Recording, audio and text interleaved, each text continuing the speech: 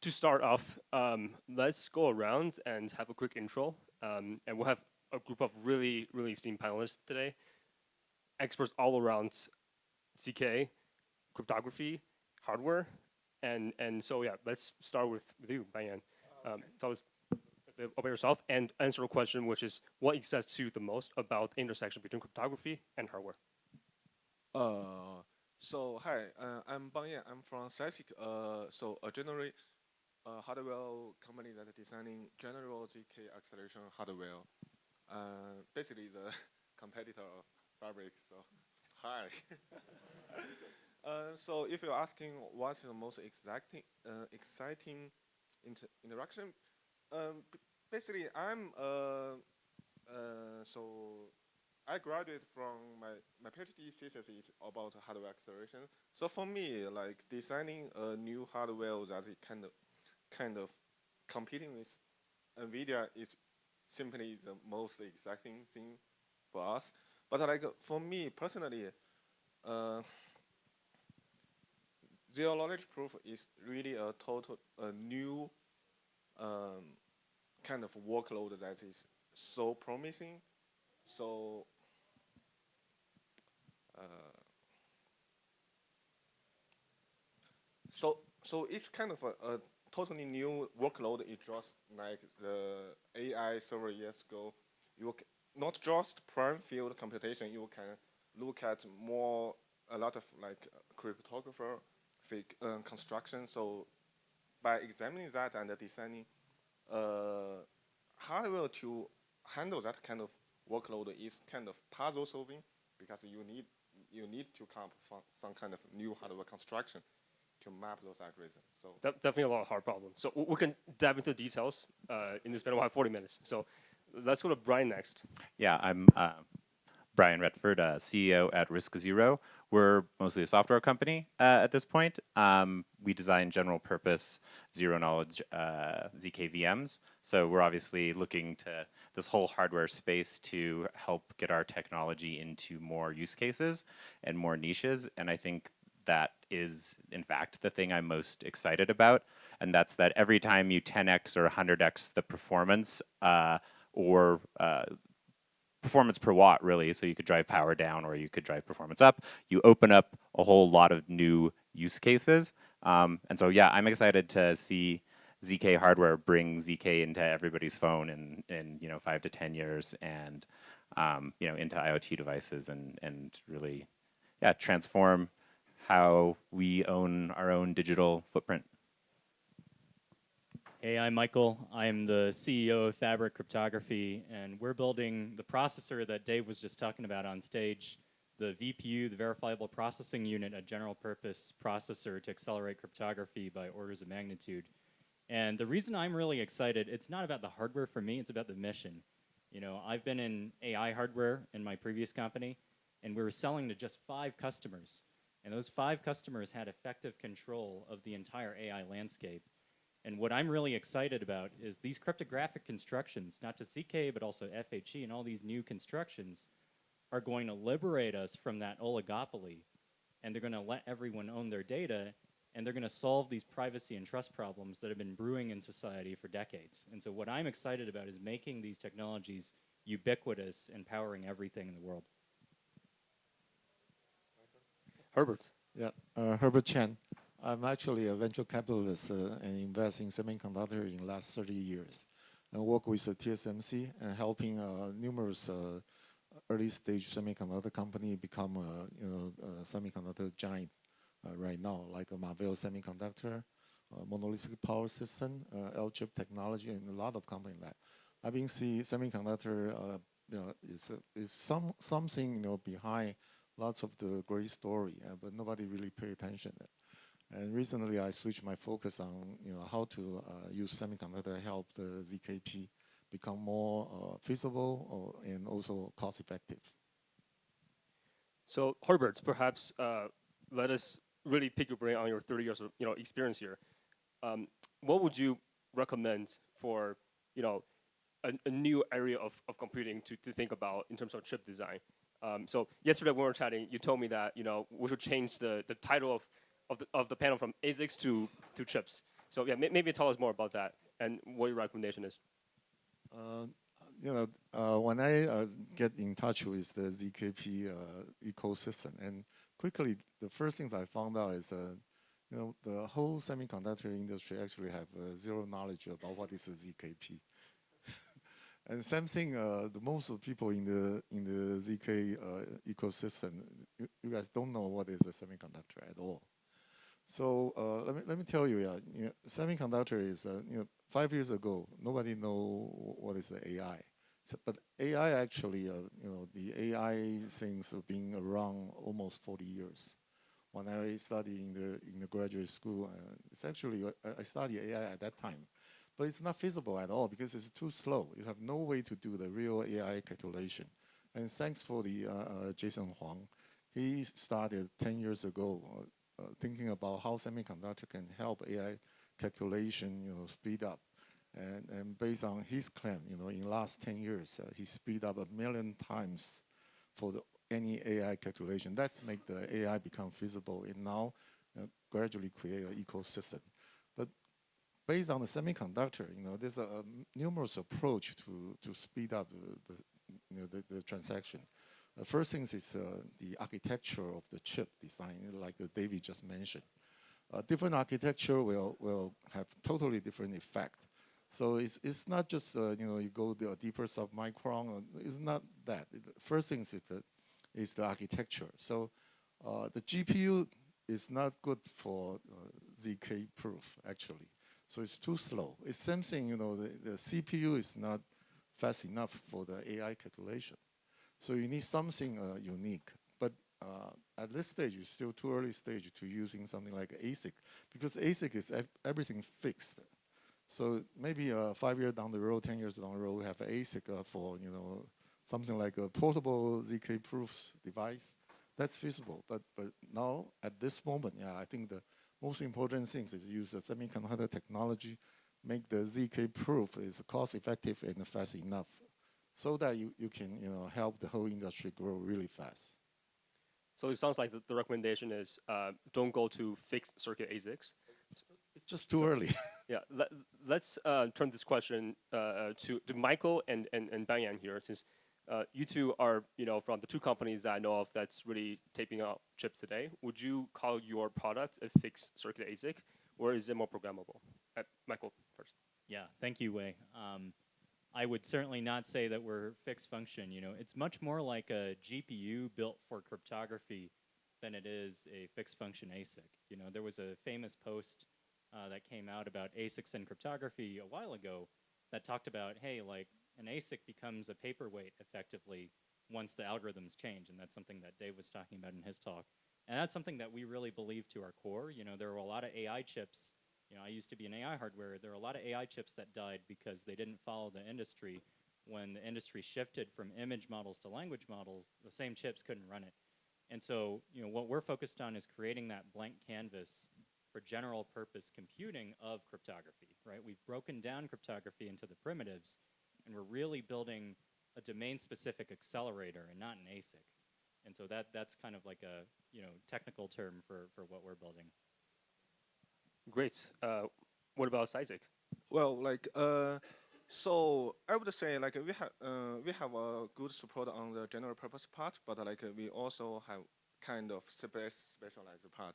So the thing is for all the workload in ZK, you can divide them into two categories.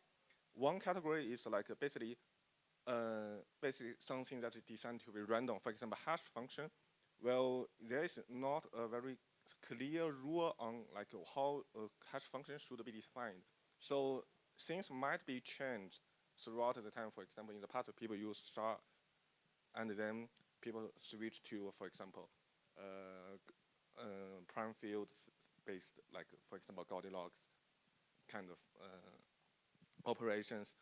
So for that part, we must have general purpose and programmable processors. But on the other hand, you have some kind of operation that is fixed because it's defined by math and it will not be changed in the future. For example, elliptic graph curve operations for group add, it have to be in this form because as soon as the curve is defined, then the operation cannot be changed in the future. So for that type of operation, you can spend a little amount of resource to develop hardwired connections. I would say we are not going to design hardwired, fully hardwired component, but like some extra control wires to make them more efficient. So I would say make general purpose as efficient as possible, but for those that is known that we know that it will be fixed for a long time, we should spend some kind of extra resource to make them more efficient. Can I actually ask both of them a question, and then I'll go to Brian? Sorry, this is too interesting for me to pass up here. So, Ben, you mentioned cryptography might not change for a long time, and is this something that what we have seen like fields change, right? Maybe I should go to Brian. Brian, do you have a comment on like will cryptography change? Yeah, I mean, I don't have any reason to believe that it's not going to. If you look at the papers that are coming out, how dramatically, who knows? But I think, when you look at putting an entire proof system on a chip, NTTs are a huge part of our protocol, but so is evaluating polynomials across a vast number of points. And you can imagine even the way you construct your memory arguments changing the sort of exact, like, optimal way to flow memory through a chip. So I'll just say in my time at Intel, I saw people move from sort of like AI chips that had a bunch of fixed function units tied into something that only did convolutions. And then the day LSTMs came out, people were like, they couldn't support their customers anymore. So I tend to have a bias towards flexibility where possible, but there's a cost for sure. Right. Follow up. Do you think so? You guys are currently using this 31-bit baby bear field. Sorry, we're gonna get a little bit technical here and into the weeds. Are you guys planning on changing to a different field? We're trying to design a proof system that can operate in multiple fields easily. I think Plonky 3 is a little more flexible than us right now on that front. But yeah, so far we haven't seen any reason to switch yet. Although, Fabric's chips work better with 64 bits. So we actually want to get to the place where we're defining our circuits in a way that is as field neutral as possible so that we can target whatever hardware devices come up and whatever new fields people decide are most optimal, including like Binius, which is a completely different paradigm, right? Yeah, this makes a lot of sense. So, Michael, just really quickly, can you tell us kind of is there any fixed functionalities on the V1 VPU that you made the conscious decision to actually fix because you see the demand for? Yeah, sure. I'm going to answer that in two ways.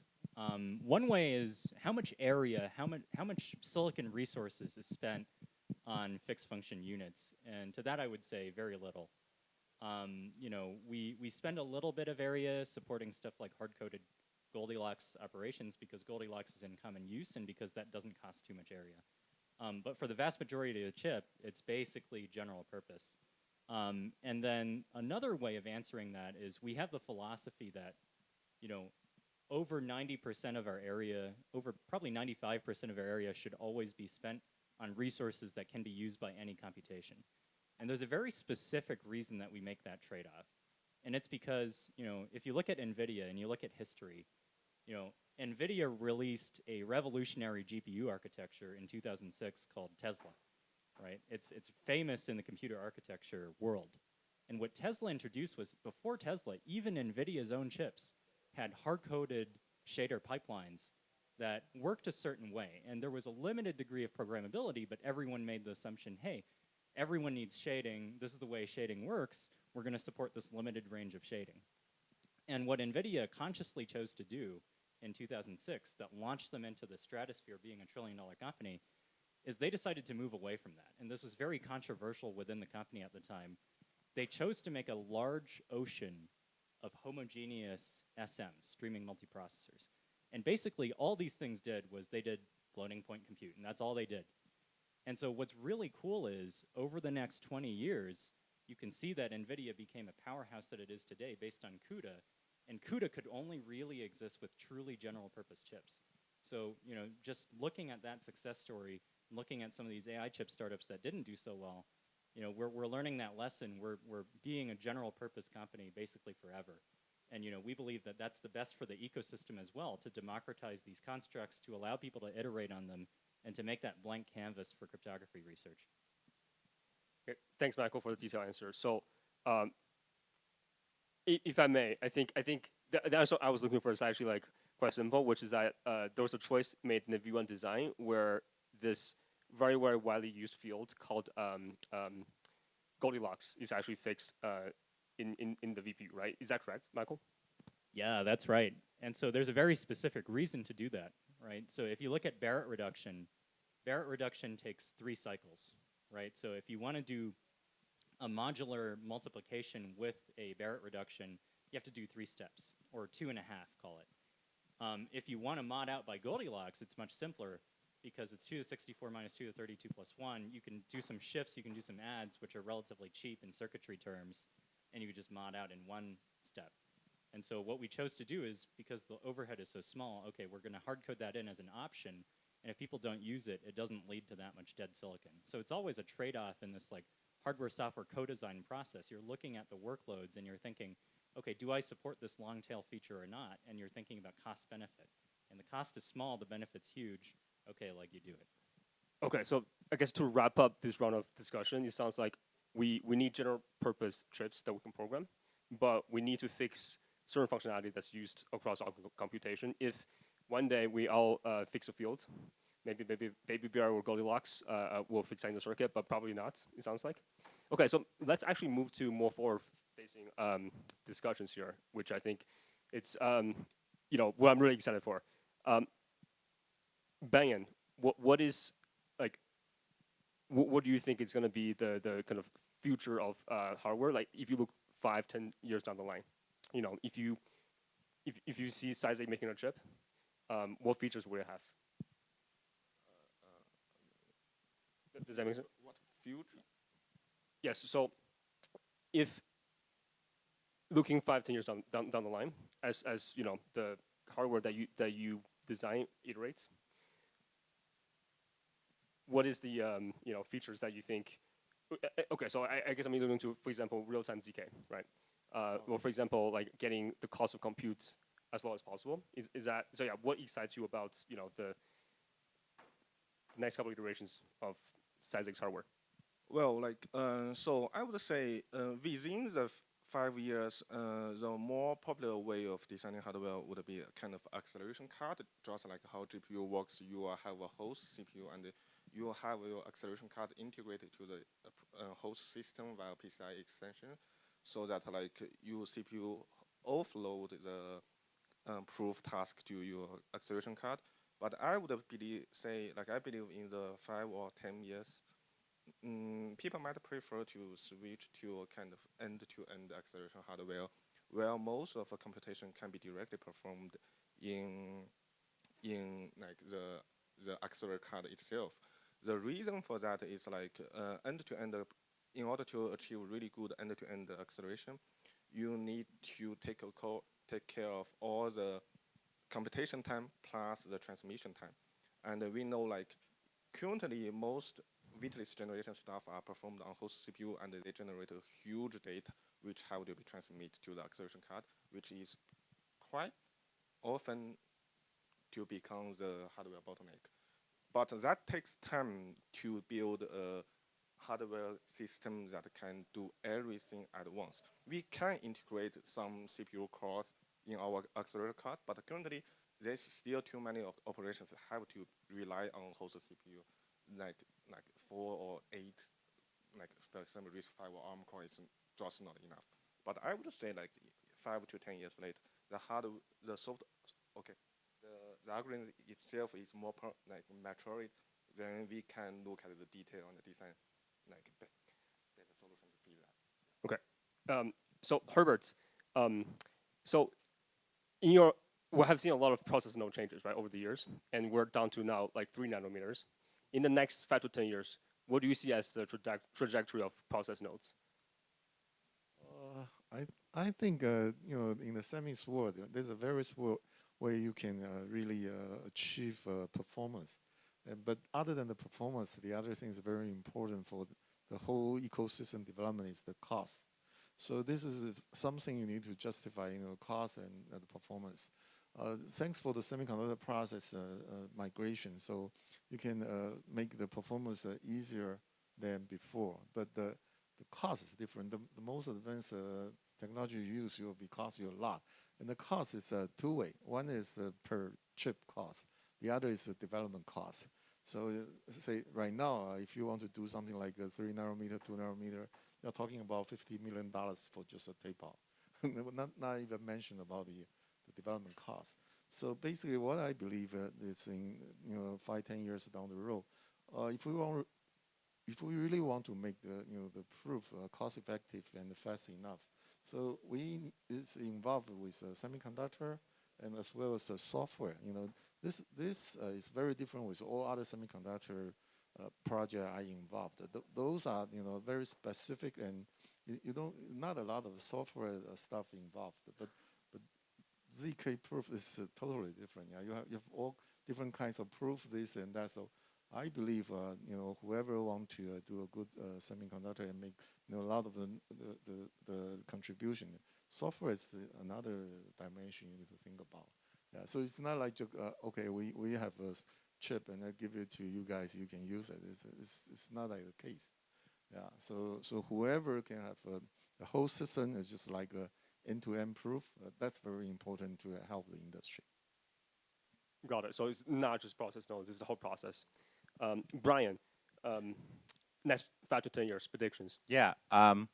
Predictions. I have my things that I hope happen, and I'll just go over those. What I really like to see is a piece of hardware come out that actually supports a proof system that I still haven't seen, that produces like lower security proofs extraordinarily quickly, so you can do like ZK flash bots effectively and other kinds of blind auctions. I just think that would be really interesting.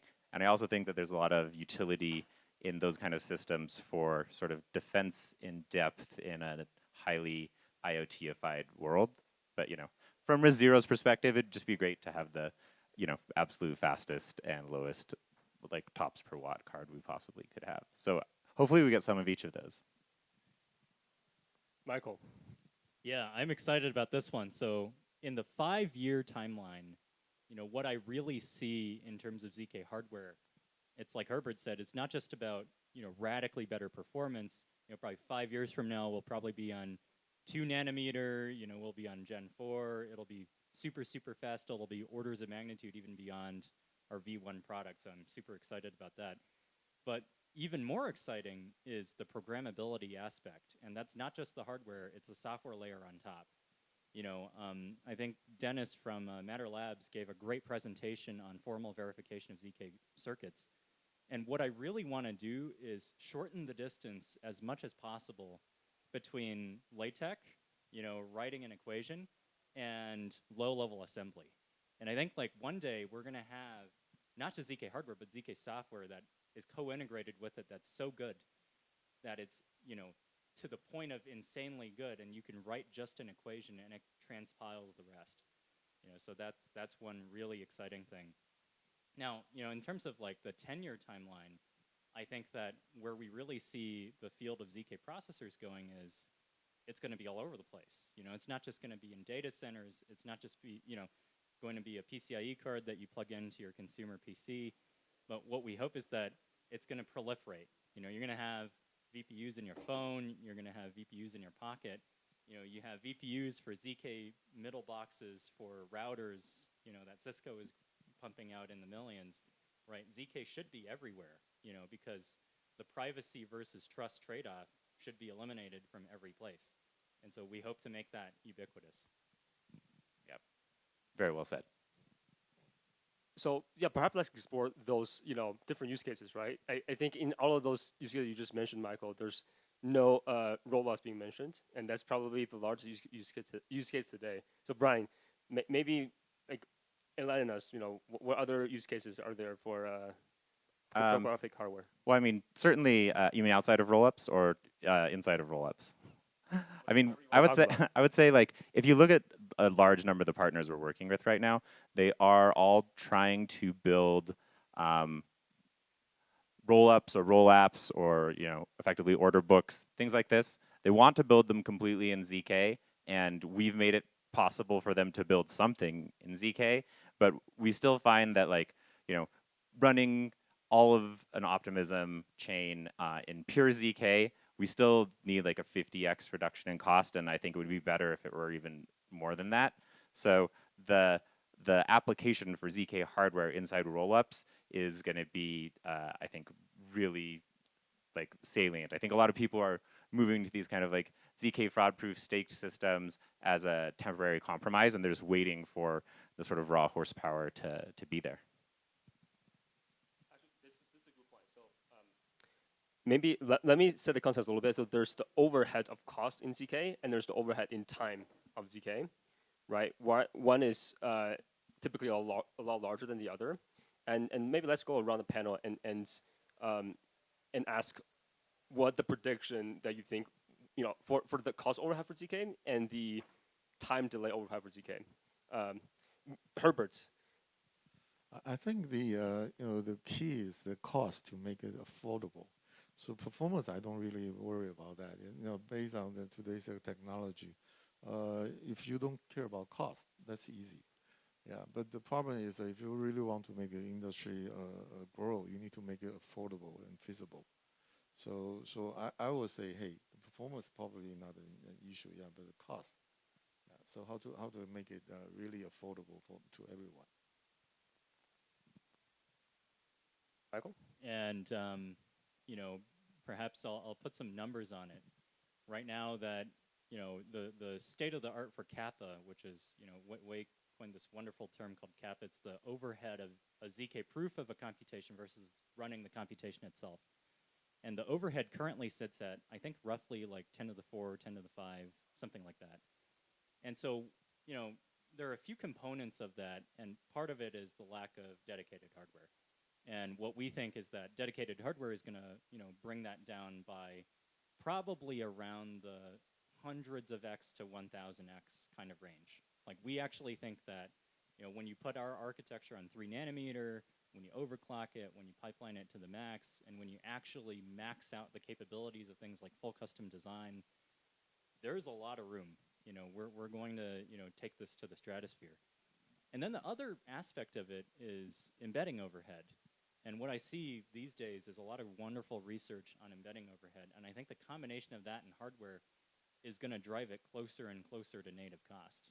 And so while I'm a little hesitant to put a concrete number on the combination of those, because it doesn't always multiplicatively neatly stack, I think there's a world where we could see under 100x. And I think that's pretty exciting. Do you believe that's going to be correct? Like under 100x, Brian, do you think that's something that's achievable in the next 5 to 10 years? On a cost basis, yeah, but not necessarily on a performance basis. I guess yeah, cost. Yeah. So, and I do think that I'm certain, both from my experience at Google Cloud and from just what we've learned being out in the marketplace, that there will be demand for different sort of SLA tiers, and people might, there might be some applications where you absolutely need, a proof generated every 500 milliseconds, plus or minus 10 milliseconds, and there also might be people who are trying to do like bulk ZKML training, and they don't care if their job finishes a week from now, and that can run on random people's GPUs. So I expect we'll actually see a spectrum there, and I think we just have to look at the proliferation of all of the different machine and node types on Amazon to see people will, optimize as much as they can. So what is your prediction of that number? What is your prediction of Kappa? 10 years. Yeah, I mean, it's just cost. It seems like, were you saying below 100? Yeah, I think below 100 for sure. 10. Let's say 10. And something that's too juicy to pass up talking about is the potential for specialized proof systems like ZKML to drive that even lower. And so I think that's pretty. Let's save that for just a minute. Diane, what do you think the general Kappa will be in 5 to 10 year time horizon? Yeah. So cost. Yes. So cost overheads. Yeah. So because like there's 2 types of cost. I totally agree that like the proof cost will be reduced significantly with the availability of ZK hardware together with the algorithm development. But like in terms of like software development cost, which like the difficulty to build up software ZK proof system, I would say with the introduction of ZK hardware, it might initially increase a little bit, but in the long term it will be reduced. Why? Because like with more different hardware available in the market, like you have to kind of integration problems. Just imagine like a CPU only proof system and a GPU compatible. So software. yeah, software effort is not the cost paid by the end user. It's just the development. But I like with the help of like SDK provided by the hardware company, and I wish that in the long-term future we will have our community will have something like PyTorch for AI, where people you have a uniform interface that everyone can write their proof system in a like basically the same style, even though their low-level design might be different, but like using the same interface, like every hardware can only need to support that kind of so-called PyTorch for ZK, and then all the top level like software developer can only need to write their proof system using that interface. That will finally reduce the cost. It's We like the hope in cost the of near term. development, right? Yeah, development. Well, Yeah, so what's your prediction of the cost of like actual running the proving? yeah, like yeah, it will be reduced like as but like how many magnitude is hard to predict in 5 years. Like no Give a bold prediction. It's okay. We're not keeping you on hook. well, like I wish to say like 2 magnitude. So if you're currently at 4, you also think 100 basically. Yeah. Okay. And Herbert, we didn't get a concrete answer from you. Do you think it was 100, less than 110? I think less than 100 is very doable. Yeah.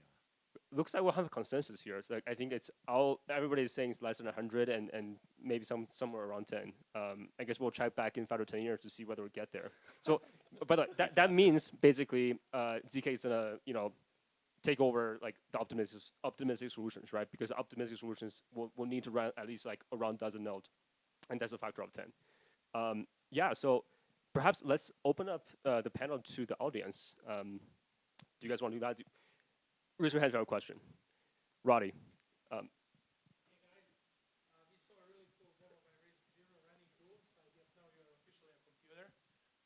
And if I'm not wrong, Brian, that was like 3.7 megahertz of virtual clock speed. So my question is like, sorry, what would be the speed up by these hardware devices for example, running Doom? And can we see the multiplayer mode with RiscZero perhaps later this year? Thank you. Yeah. So the bottlenecks in that particular 4.7 megahertz are actually like have to do with witness generation and sort of simulation. Now there are things that we can do. We expect to see a 5 to 10x increase just in fixing cruft that we had left lying around. That said, as soon as we actually get past that, and then we really are able to utilize these kinds of systems, will still be, to some extent, for something like Doom that's single-threaded, limited by the single core speed at which you can simulate a RISC-V instruction set with all the necessary instrumentation to then prove in parallel. But I honestly think that we could see hundreds of megahertz by the end of the year, and maybe line level in 2 years. Maybe. I actually want to expand on this question maybe to also like the two chip makers here. Yeah, what do you think? So it sounds like VPU already has witness generation on chip, right? Meaning that you can like really custom design it. And Cysic currently does not have that. Like, yeah, what is your prediction if you run RiscZero on your chip? What is the megahertz and the trajectory of that, going forward? Yeah, this is exciting. So, there's the instrumentation itself. I think that part is a comparatively small percentage of the total runtime. And then there's like the actual act of expanding the witness. And the witness expansion for RiscZero, we actually profiled it on our instruction set. So we kind of split that whole task of generating, the final trace table that's the input to the proof system between our RISC-V processor and our tiles. And the combined speed up there, I think, should be over an order of magnitude, which is pretty exciting. So I So think like that we will 50 see this. megahertz. If you Well, do right now. hopefully he gets rid of the cruft at the same time, and we can, really have some smashing records. Yeah. Diane. We currently don't have that kind of number. That's sort of. Yeah. Any more questions from the audience?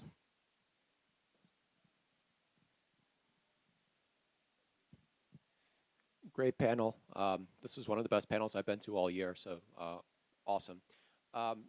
Since you guys were talking a little bit about blue sky, 5 to 10 years, how do you think ZK will impact consumer-grade hardware devices, like things like phones, laptops? Like, is it possible to unbundle the operators or the producers of these devices from the devices themselves, because now we're optimizing for different things and everybody's using ZK, so we can kind of start to democratize these types of devices a little bit? I know it's blue sky.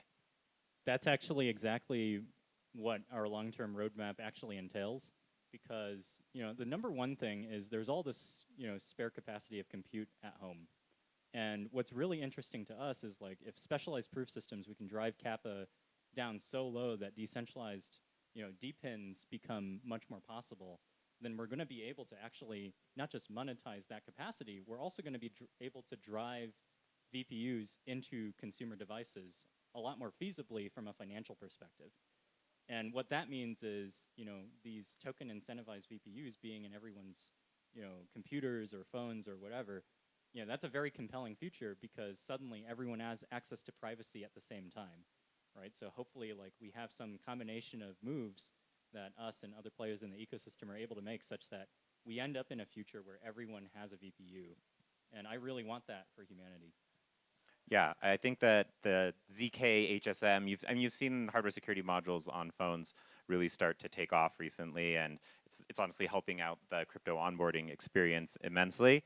But at the end of the day, there's still a lot of trust assumptions baked into those particular systems. So I think alongside these kind of trusted components that have basically fundamental security flaws, and you have to be very careful in how you use them, with something that is more trustless, more ZK, and can really enable this sort of attenuated identity and privacy that I think is going to be, and provenance as well. That's really going to be the hallmark of the next 10 years.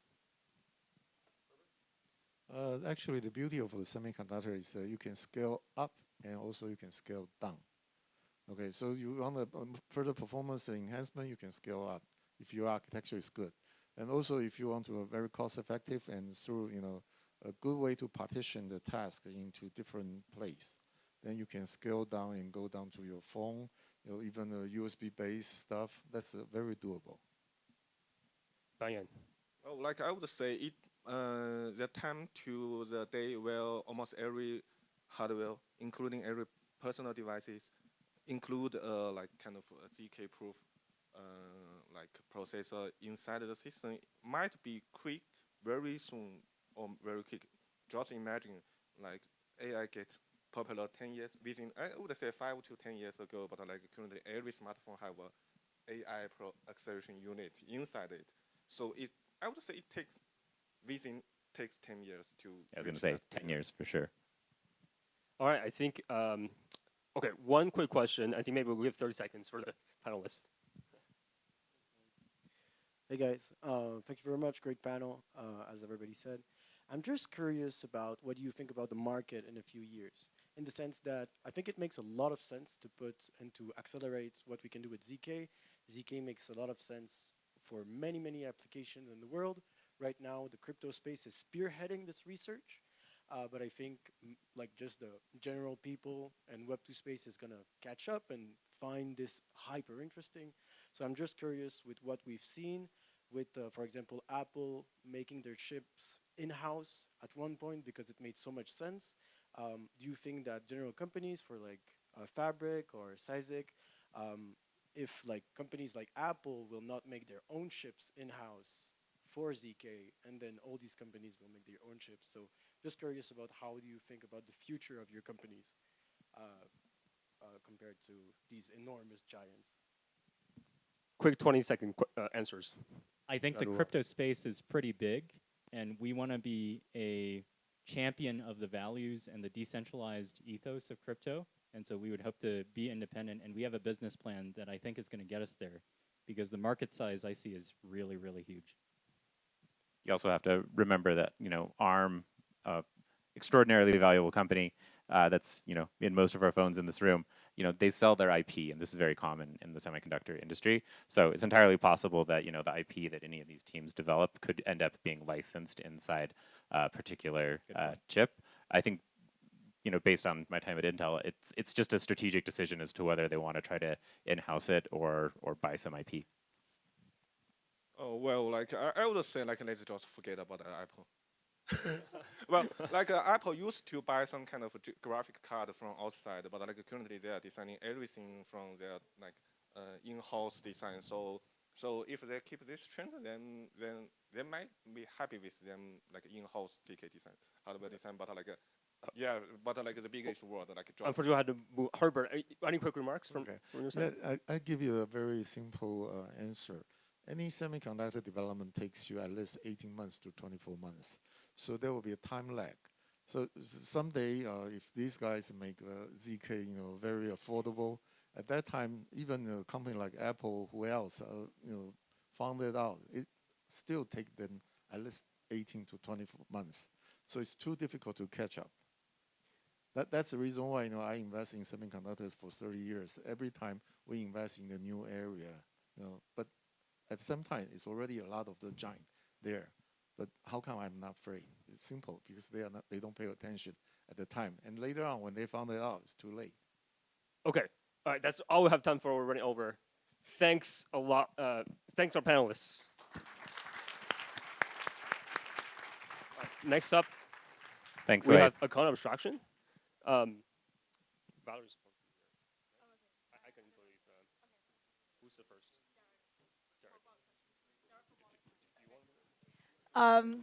Okay, so next we're gonna